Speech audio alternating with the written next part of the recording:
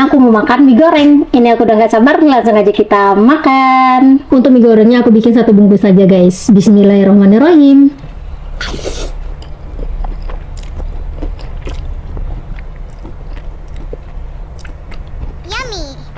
Yummy.